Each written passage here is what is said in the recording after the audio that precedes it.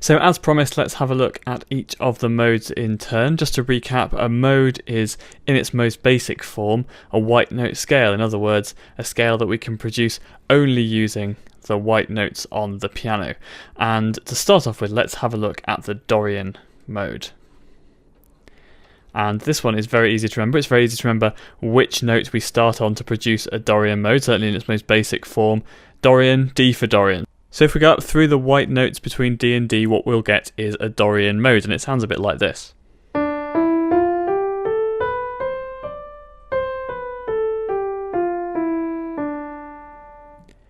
You might think that sounds reasonably familiar, and in fact it's not all that different from a minor scale, or a natural minor scale in any case.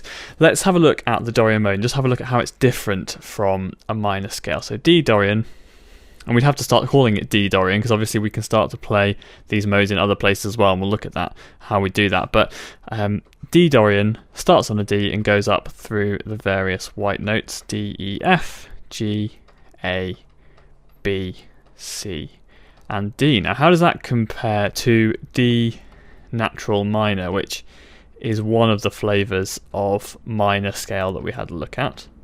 D natural minor. D natural minor goes D, E, F, G, A, B flat, C, D, and it sounds like this.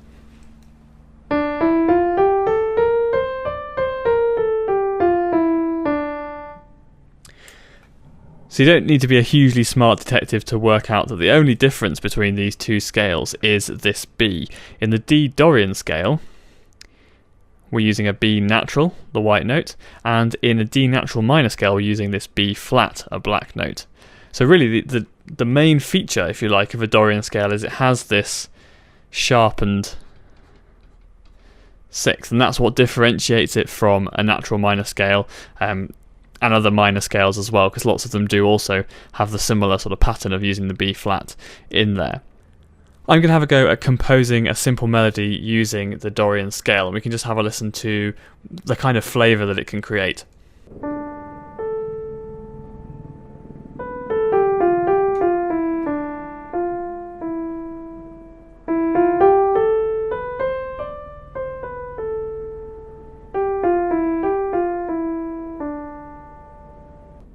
Now that you've got that sound of this Dorian mode into your head, you'll probably start to notice it in all kinds of different types of music. There's a lot of Dorian mode in folk music and also pop music from the 60s and 70s. The Beatles used the Dorian mode in some of their songs, and lots of other modes as well. You might be wondering why using this Dorian mode creates such an interesting different character in music, because essentially we're using exactly the same notes that we did use for the C major scale. We've only just moved the set of notes up by one, but it's actually doing that creates a new character, because if you think of the C major scale, essentially melodies and harmonies and all the things that we compose use the note of C as a kind of home note, if you like. Everything is kind of built on top of this idea that the music is rooted to the pitch of C. Now when we move up and we use a Dorian mode and we're using the white notes between D and D, we do sort of shift that foundation a little bit. You'll notice in the melody I started on a D and I ended on a D, and I built most of my melody around that idea that the music was rooted into D. And the same thing is true of harmony. If I start playing you some chords built on the Dorian mode that take the idea that D is actually our root, you'll start to hear some other really interesting colours in harmonies that perhaps we haven't heard up to this point.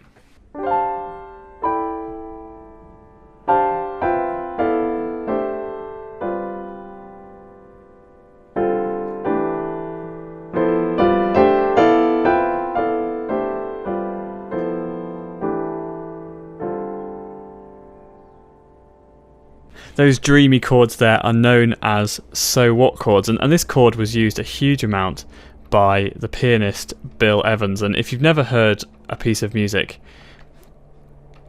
that Bill Evans has played or Bill Evans composed, you must stop watching this video on YouTube and type Bill Evans into the search box right now and just listen to some of the music that he composed, and it's full of all of these modes, not just the Dorian mode but others that we'll go and look at. But if you want somewhere to start, a really good idea would be to have a look at So What. It was a piece composed by Miles Davis and played on the album Kind of Blue, and it's a really great introduction to modal playing. And in fact, some people say it's the first example of modal jazz that came along. I think it was in 1954.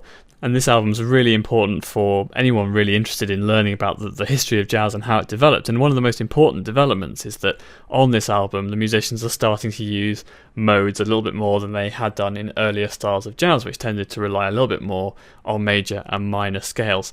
So hopefully that's a good introduction to the Dorian mode. We'll go on and have a look at some of the other modes that we find in music, but I'd certainly say it would be a good idea to have a rest now and go and listen to Kind of Blue, which will hopefully blow your mind in all kinds of fantastic ways.